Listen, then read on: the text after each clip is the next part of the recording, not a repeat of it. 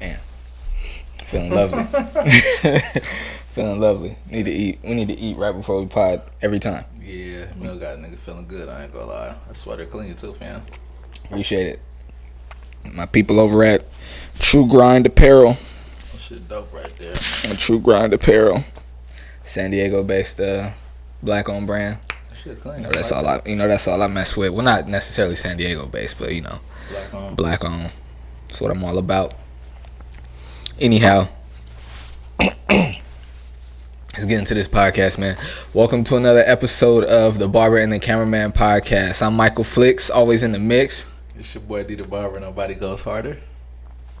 And yeah, man, we back. It's an interesting week for our listeners and viewers. They get 2 podcasts this week, man, because it took so long. Like I was telling you, I don't know if it was YouTube or my internet connection or what, but I had the craziest time uploading the podcast to YouTube. It just uploaded this morning.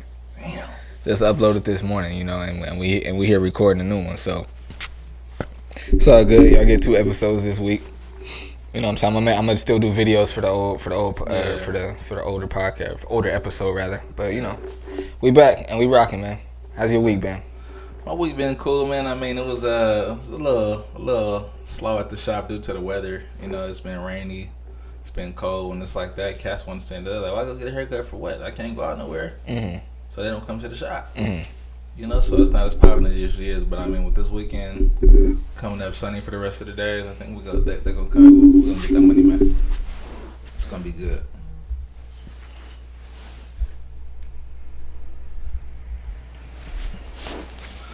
Yeah, so it should pick up by tomorrow. It's like I said, Thursday, Friday, Saturday, Sunday. It's supposed to be real sunny, so we're gonna get back to it. That's what's up. My week been good, man. My week been good. Same with some. I've been able to catch up on some rest during the day this week because my oldest man, Baron, finally started school. Man, he started kindergarten. Oh, the boys in kindergarten. Yeah, he started kindergarten. Man, was mixed feelings for me, man. Cause he was supposed to start, when the school year started, but paper there's a whole bunch of drama getting that going. Not really drama, just a whole bunch of stuff I had to do. To get that going. Yeah. But yeah, man, it was tough for me anyway. He was okay until like we walked away. You know what I'm saying? Because how like I know from being a teacher, we prefer like if the parents like leave as soon as possible to like eliminate that clinginess. You know what I'm saying? As soon as they got him in the classroom, showing him around the room and stuff, I'm like, okay, like me like knowing what the teachers would want, I'm like, all right, like he's good, like, and I gave him a hug and kiss or like hug and kiss my kid all the time, but like as soon as like we got to the playground, to the little play area, I gave him a hug and kiss. But that was like a good like 7 to 10 minutes went by before we left. You know what I'm saying? So I wanted to do it again. You know what I'm saying? Mm-hmm. And when we were leaving, he like ran to the door and like wanted to come. Like we were already like outside the gate, and I wanted to go back and give him a hug and kiss. And I'm like, dang, man, like. I just had to keep telling myself like he's okay. I'm over here tearing up, and I'm like, man, I'm soft. It was rough. It was rough. School love right there. Yeah, but so yeah, man. But because of that, me and the baby, he's still 1.5, so he still sleeps, not a lot, but he still gets his naps in and stuff. So I've been able to take some naps when he take a nap, get some rest in. That's good. That's been good. Yeah. That's good. Yeah. But yeah, man, it's just been stressful. Like I said, trying to get all my stuff uploaded, man. I try to set schedules for Instagram and for YouTube from like when I'm gonna post things, and I try to like be strategic and somewhat methodical with it. But it was frustrating, bro, like not being able to upload it and do everything that I wanted to do with posting and everything. So, but got it up. Finally got it up. You got your flick of the week. I'm sorry, your cut of the week. So my cut of the week goes to my boy Fade Away 110. He's from Oakland, Illinois. Not Oakland, like OAKLAWN. Okay. He's actually solid. He got some pretty nice cuts. I like his work. He got some pretty good bars. You know what I'm saying? His fades are pretty clean. Lineups. You know what I noticed too? He doesn't use like a lot of barbers nowadays. They're using enhancements to make the hairline darker on their cuts. Mm-hmm.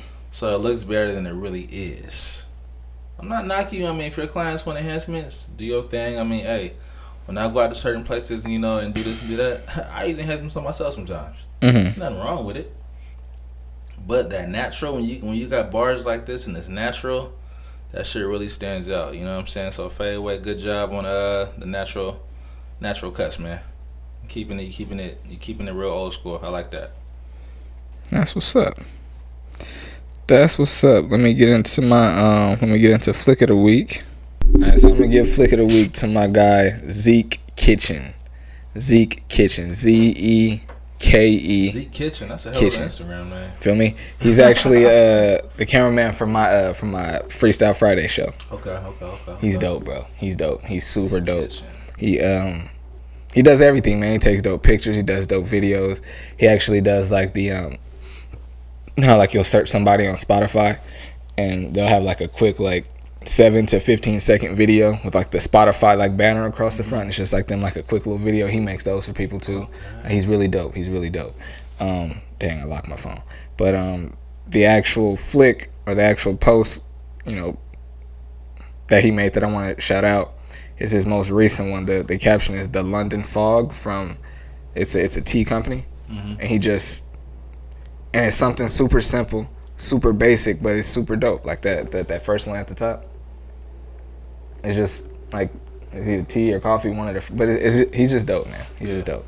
So my guy Zeke, and like I said, just watching him produce my freestyle show, I learned a lot just from like how quick but precise he is with like setting things up, and how like he doesn't waste much time with like the setup. It'd be taking me a while to set up sometimes. He don't waste much time with his setup, and he's real precise, and he gets things done and produces quality work. So shout out to my guy Zeke Kitchen. Shout out to the boy Zeke Kitchen, man. Flick of the Week. Flicker of the Weeker. Now let's get into some of these topics. Let's talk about it. Got the nation's number one recruit. Travis Hunter, transferring to Jackson State to go play with Deion. Go play for Deion, rather. That's dope, man. You the big football fan. How you feeling about that? I think Deion Sanders, aka Uncle Prime, and Jackson State, they're making some moves. They're gonna be good. Mm-hmm. Don't be surprised if you see them somehow kind of sneak, into the playoff picture. Don't be surprised. Mm-hmm. They're making some moves over there, bro. I mean, if I play football right now still, and I had a chance to go play for Deion, I'd be there. Because it's not even about the football. He was doing more than that. Like you said, so he called the Brittany girl in, right, to come talk to the team and coached them up about not letting girls get to you and do stuff, how she did, Cass. That says a lot about his thinking and his mentality and where he's trying to take this football team and as a program. Mm-hmm. That says a lot right there. That's culture. Yeah, that's culture. Like, that's. I love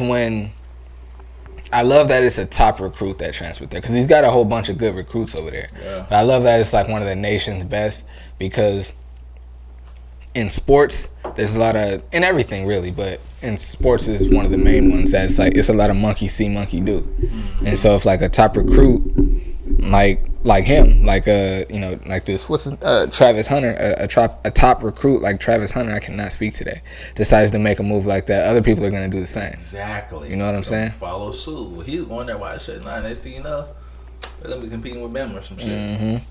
Can't wait, man. I can't wait. I mean, bro, when a HBCU wins a national championship, man, listen. Oh, that's going to stir up. Oh man, that's gonna be so dope. Stir up the pot. They not gonna like that. And hopefully this starts a trend of other, they'd have to be good at it or have a calling for it.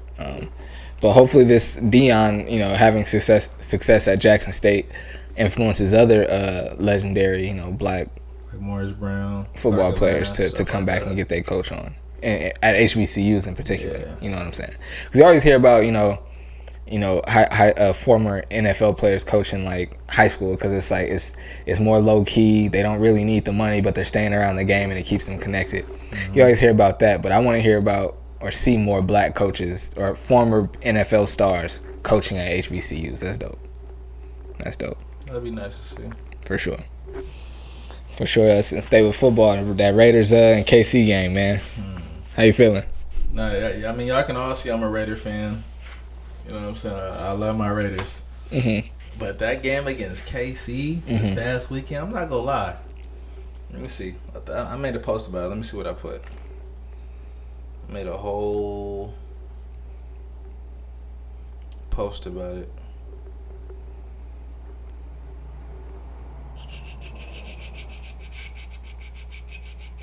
People actually got mad at me. So I said, this is what I said. I said, I'm highly disappointed in the Raiders as a team, as a family, and as an organization, as a Raiders fan.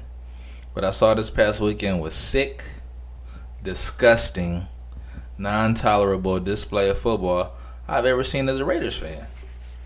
It's a shame we even had the nerve to take the field.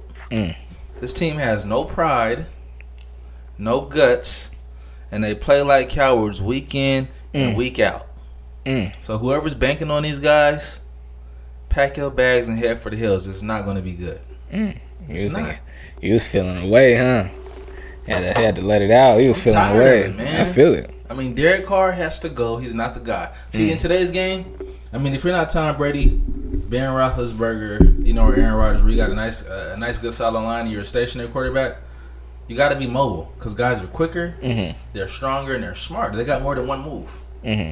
The game's changing. If you don't got a quarterback that can pick you up 5 to 7 yards when you need it, he don't got to be Michael Vick, but when we need it, it's not going to work. I feel it.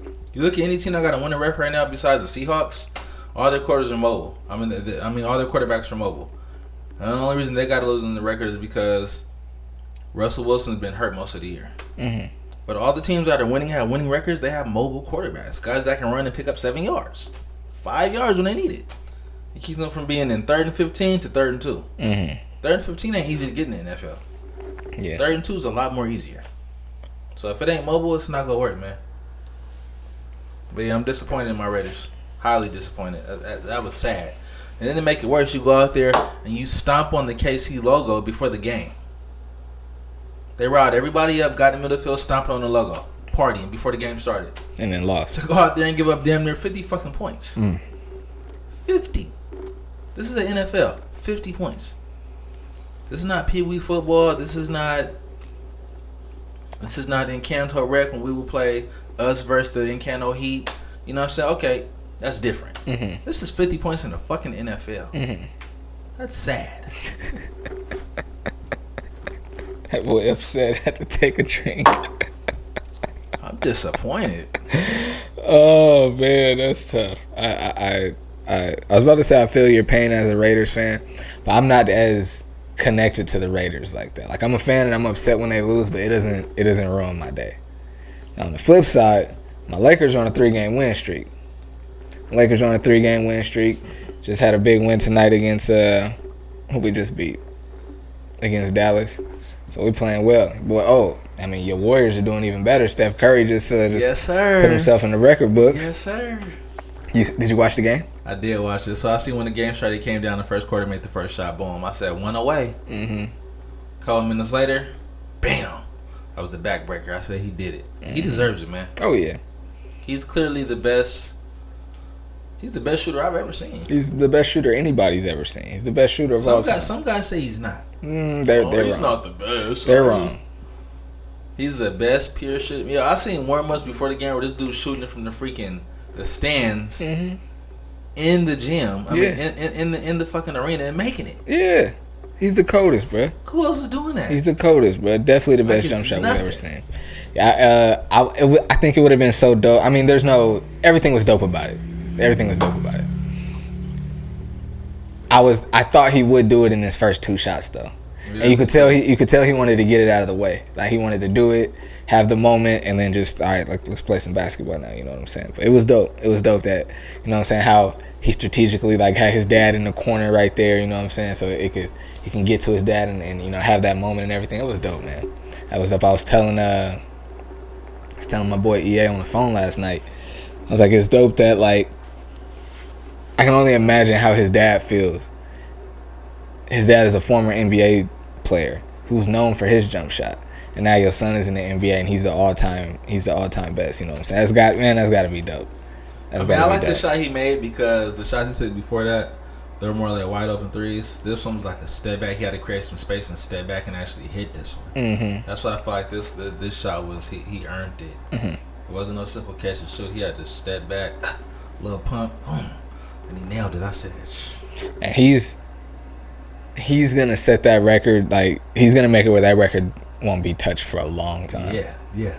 Because he's not done yet. He still got years to play. Yeah, he got a lot of years to play. Yeah, I think he averages like 8 attempts a game. I think he shoots like 8 threes a game.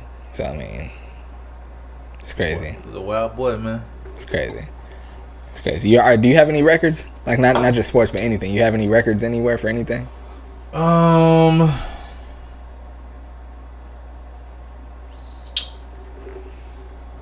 Actually, I do. And this is a real honest record. So when I played baseball at San Diego High, and I'm sure my cousin's gonna see this. My cousin Dallas, you know, he coaches baseball at Moore's right now. They just won CIF. I don't know if I'm the only black guy to do it for that school, but I was the first pitcher they've had in a long time throw a no hitter, and I threw it against my cousin's school against Morse. 9 innings, no hits, no earned runs, no nothing. My mom was sore the next day. I never knew that. Yeah. That's dope, bro. I threw a no-hitter. This is when I was in, 11th grade? Junior year? That's what's up. A no-hitter against Morris. That's what's up. Yeah, bro. I never knew that. Yeah. That's dope. Yeah. That's dope. The only record I have, my senior year playing football, I set a record for most tackles for my position. I played left corner, so most tackles for a corner I had 9 in one game. 9 tackles. But that's other than that, I don't have any, you know what I'm saying? Like my boy Dor. Now I let him tell that story whenever he come on the podcast. But he's in the record books at our high school as well. But yeah, that's the only record I have 9 tackles from a cornerback. Okay. Yeah. And it was dope. I won. It was the first game of the season. And I won for our team. You know, you get the pride stickers, to put on your helmet and stuff. And won Defensive Player of the Week. And it's crazy because I didn't even I knew I was going to be good on the football team, but I wanted to play running back. And I knew I did play running back, but I knew I wasn't going to start because our running back, he was like the best in the county. Yeah. One of the best in the county. And I was like, that's all right. When need the H-back to run routes, I'm going to go run routes. And I'm going to take it between the tackles sometimes too. But all summer and passing league, our corners were getting smoked. And so me and Jesse was like, Jesse played receiver, I played running back. We was telling the coaches like, yo, y'all need to let us play corner. Like, they not really getting it done. They're like, nah, y'all just stick to offense. Getting burned. And then we went out there that first passing league, corners were getting smoked. So they had no choice but to let us try. We went out there locking stuff up. And I wasn't even supposed to start. I fell into the start. I can't even say I won it. I fell into the starting left corner position because of injuries and stuff. One of our safeties got hurt, so our strong safety got hurt, so our strong safety moved to free safety, and then I got moved in. I'm sorry, our strong safety got moved to corner, and then so I don't know. I forget how it happened, but people got moved around, and I ended up getting to start at left corner, and I showed out week 1, and they was like, okay, we're gonna keep you there. And it was the same thing with kickoff return too. The same guy that got hurt, he played kickoff return, and he started at left corner. And I took both of those spots when he got hurt, and I did my thing week 1. They was like, oh, we gonna, yeah, Orange Glen, yep. It was like, we're gonna keep you right there. I was like, oh, this is perfect. Everything just kind of fell into position for me. It was dope. It was dope. It was dope. What else we got on the docket? We already talked about that. Tory Lanez. You see the Tory Lanez trial started? Tory Lanez trial. Yeah, you know when he allegedly shot Meg the Stallion? Oh yeah. The trial started. Yeah. And he was tweeting and saying stuff about what happened in court and saying it's ridiculous what the lawyers are doing, this and that. Listen, man. I feel like when this is all said and done, I'm gonna owe Tory Lanez an apology. Think so? When the story first broke, I was on my sports show going hard because there was people out here still supporting Tory Lanez, and I remember two people in a row hit me up to make a video mix, a basketball mix for him, and they wanted like a Tory Lanez song to be the music. And this is like right after the story came out about him allegedly shooting her.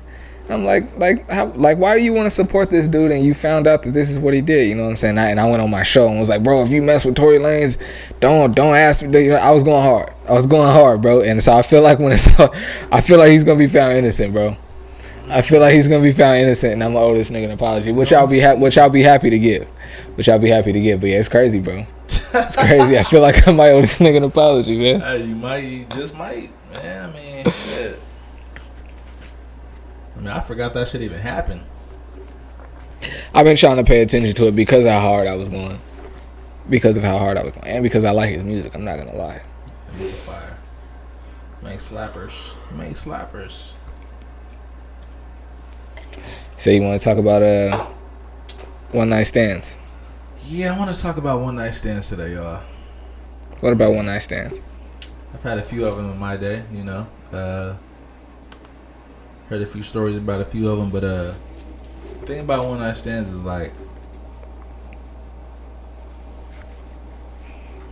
when you have a one night stand with somebody, you know, ladies and gentlemen, you give up the goodies that first night. You can't possibly expect that person to treat you like. It's like people have one night stands and then say they want to be treated like a queen. You know what I'm saying? You're not presenting yourself as a queen. Mm-hmm. If I got the pussy the first night, mm-hmm. You know, so when I hit you up saying, yo, you know, what's poppin', what you doing tonight? Come over, you know, let's do what we did. You know, do this and do that. You can't get upset at me and say, I feel like that's all you want me for. Like, that's how you presented yourself. So I'm thinking if I call you every time, it's good. Because it happened on the first night. Mm-hmm. You know what I'm saying? So you can't get mad at someone that's if they're treating you that way when that's how you presented yourself. I agree. But I also do. It's tough because I agree with that 100%. But I also understand when a girl says that or feels that way. It's like, dang, is that all you like? Okay, like we both like to have sex and we like to do it with each other. Like, okay, cool, we established that. But is that all? Is that all you want me for? Like, I understand when they say that. Like, I understand. Like, I could understand a girl at some point like feeling like a piece of meat when that's the only interaction that we give them. I can understand it. But at the same time, they have to understand that when you give it up that quick, we're gonna assume that that's how we moving forward. So I had a girl tell me this, right? We chilled, you know, I went to the crib, you know what I'm saying? Knocked out the first night. Wham, wham, wham. You know what I'm saying? You know, we keep talking after that, but it's like she always wants me to hit her, message her, contact her. You know, she can never check on me to see what I'm doing. Mm-hmm. She gonna tell me this. Well, I'm kind of old school. I feel like a guy should make the first move first and make sure I'm good. And, you know, if he wants to talk to me, he should show interest. I'm like, okay, but as me, you don't think we like being showed interest too? You know what I'm saying? We like feeling like, you know, like somebody care about us. Mm-hmm. She gonna say this. Well, I'm old school. That's how I get on. I said, you're old school. I said, you think you old school? She was like, yeah, how am I not? I said, you gave me the pussy the first time I met you. Ain't nothing old school about that. Mm-hmm. You're talking about morals and old school. There's nothing old school about that. What she say to that? I smashed you because I wanted to. I say, yeah, sounds good. You know what? That's that whole. So you don't know. So I gotta put you on who Kevin Samuels is. I'm not the biggest fan. The black dude, right? Yeah, he older. Yeah, the old black dude be talking shit to the girls. Yeah, we was watching this shit in the shop the other day. We was watching his shit in the shop the other day. He was getting on them. He said me talking shit to the. Getting on him. I said, get him, Unc. Get him. No, I forgot why I brought him up. What was the last thing you said about your story? Oh, she was old school and she got down like this. I said, boom. And so he talks about like new age and like new school women, how and I'm not sure I agree with all of it, but he talks about how like new age women are so empowered to do this and to do that, but they at the same time they lack the is it like not womanly things, but like wife. Like they like, so they have all, they're empowered to like work for themselves and make their own money and do for themselves and live by themselves, which is great, and I agree with it. For the record, I agree with it. But he was saying with that, these women have the more freedom and the more power and the more education, but they lack all like the in the house womanly like wife roles, is what he says. The generations is changing, fam. Like, a lot of these women nowadays, they not cooking, you know, and then they say like, oh, well, what about a man? They're not doing this and doing that. I'm like, you know, at the end of the day, you know, I mean, things are changing. A man's job isn't to go out there and hunt in the wild no more. Civilization ain't like that unless you're living in the fucking woods. Mm-hmm. Our job is to go to work, you know, get the money, bring the bread home, support the family. You know what I'm saying? Some of these women nowadays, they're not cooking no more. Mm-hmm. You know what I'm saying? They're not. I don't want to get too deep and be like that. That's gonna sound mean if I say this. Speak your mind. I feel like women nowadays, and in my generation, they don't do the things that they should be doing to keep a man. But that comes with a lot. Like, I blame social media. I blame Facebook. I do. I blame Facebook. I blame Instagram. I blame Snapchat, because now a girl can go, you know, post a picture on social media, boom, get 100, 200 likes, right? Now she's feeling like, ooh, you know, all these niggas on my line, I can have either one of these dudes. You know, why should I just lock into you? So it keeps a girl from really locking into you and being submissive, because she knows if you don't mess with me, I got 99 other niggas that want me. Mm-hmm. You know what I'm saying? Social media makes it easier for people to cheat and not get caught. Mm-hmm. Well, they get caught eventually, but it makes it a little easier to tap in and be dealing with other people. Mm-hmm. You know, old school, we had to go to the mall, walk around, talk to a girl, get a number like that, wait till she got home to call her. It's not like that no more, fam. Mm-hmm. Social media plays a big part in this generation. A big part, you know what I'm saying? Like, for instance, you know, you want somebody that's like wifey. Like, a lot of these girls get on Facebook, they drink, you know, they had their fun. I mean, I drink too. They drink, they had their fun, but then they get on there and they post twerk videos. Now, as a man, I'm not mad. I'm gonna look at them. I look at them, but I could never take you seriously. Mm-hmm. I can never just install trust in you, because it's like, you doing all this for, you know, for Facebook and for the gram, like, but what are you getting from it? So you think you think any girl that posts a twerk video on social media isn't wife material? Is that what you're saying?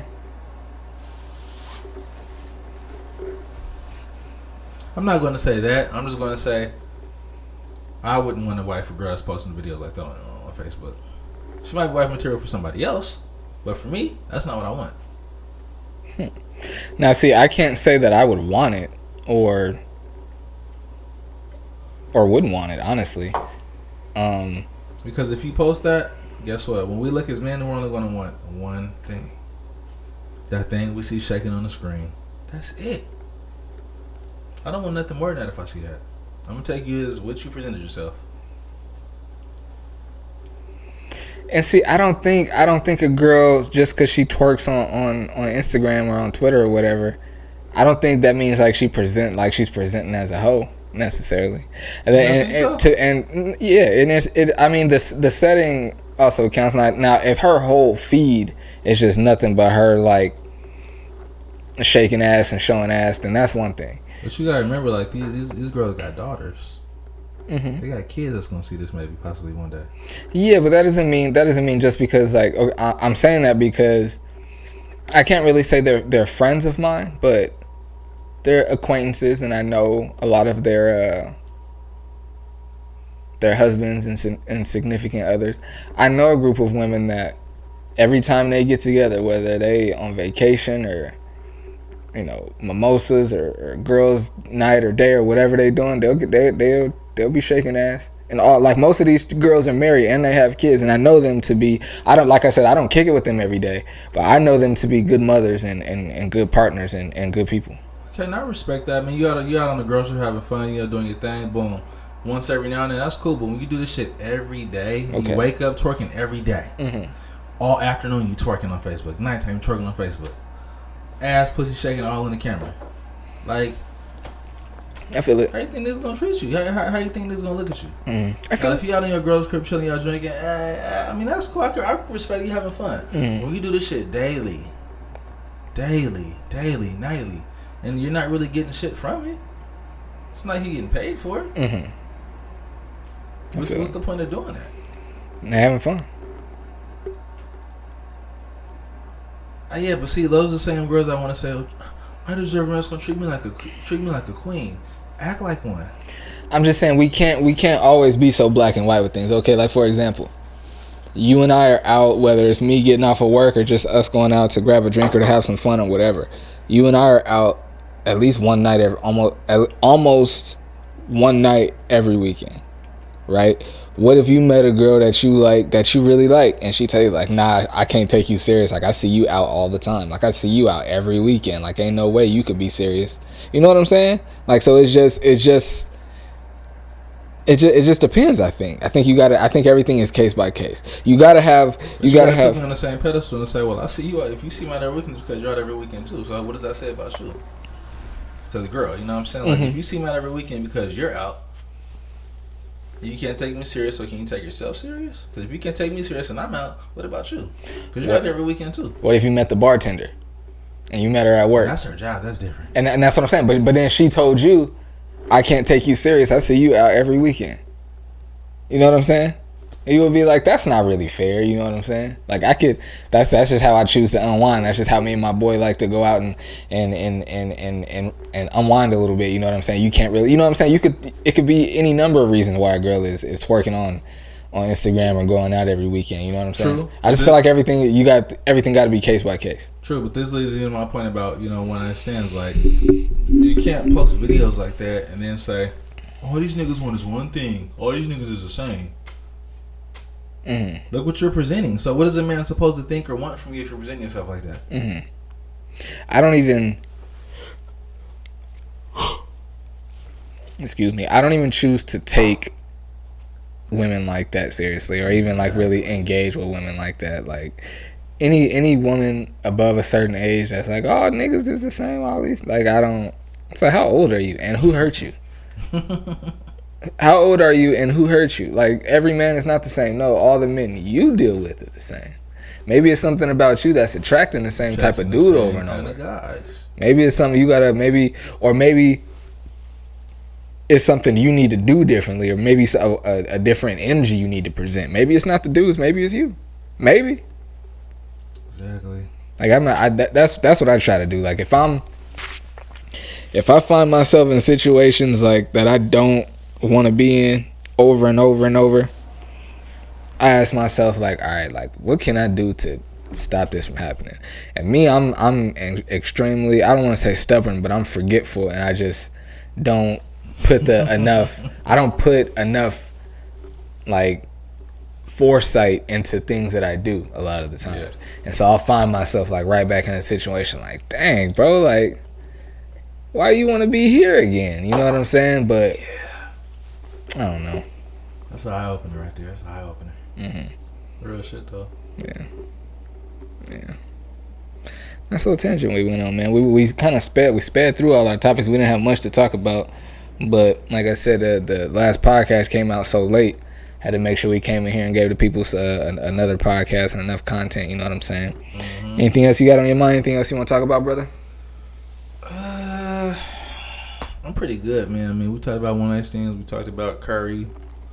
Talked about your little Lakers. I think we covered, pretty much everything. No doubt. Well, it's been another episode of the Barber and the Cameraman podcast. My boy Michael Flicks, always in the mix. Your boy D the Barber. Nobody goes harder. We'll be back next week. Thank y'all for hanging in there and being patient with us, man. We out.